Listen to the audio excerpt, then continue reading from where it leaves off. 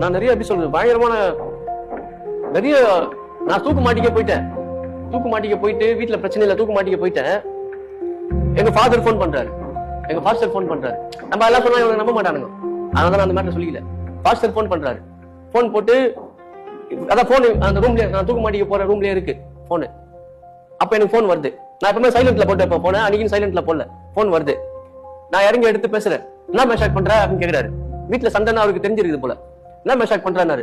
இல்ல நான் சும்மா தானே இருக்கேன், நீ எதையும் போட்டு மனசு குழப்பிக்காது, ஆண்டவர் இருக்காரு, அதெல்லாம் போயிடாத, நீ எதுவும் தைரியமா இரு, அதெல்லாம் ஒண்ணு இல்ல, பிரச்சனை எல்லாம் பாத்துலாம் அவரு, நீ ஃபர்ஸ்ட் அந்த ரூம் விட்டு வெளியே வாழ்றாரு. அவர் சொல்றாரு அந்த ரூம் விட்டு வெளியே வாழ்றாரு. எனக்கு ஒரு ஆச்சரியமாயிடுச்சு. எந்த ரூம்ல நீ எந்த ரூம்ல இருக்கிறியா அந்த ரூம் விட்டு வெளியே வா ஃபர்ஸ்ட் அப்படின்றாரு. நான் அப்படியே கை காலம் எனக்கு உடம்பு சிலுக்குது இப்ப சொல்லும் போது. நான் என்ன பண்றேன், கடவுள் செல்போன் எடுத்துக்கிட்டு அந்த துணியெல்லாம் கைட்டி போட்டு வெளியே வந்து ஆள்ல உட்காந்து அழுகுறோன்னு. அப்ப திரும்பி அவருக்கு போன் பண்ணி பேசுறேன், இந்த மாதிரி நான் அப்படின்னு. எனக்கு ஆண்டவர் உணர்த்தினாரு, அதுதான் உனக்கு கால் பண்ணேன், அதெல்லாம் தப்பு, நீ அப்புறம் அழிவ, செத்து போயிடுவ, ஈஸியா எல்லாமே முடிஞ்சிடும் போயிடுவ, ஆண்டவர் சமூகத்தை நீ போக முடியாது, அழிஞ்சிருந்தா இருப்ப நீ, ஆனா அந்த மாதிரி இதுக்கப்புறம் அந்த மாதிரி கெட்ட பழக்கத்தை பண்ணாத. நான் போதையில தான் மாட்டிக்க போறேன்.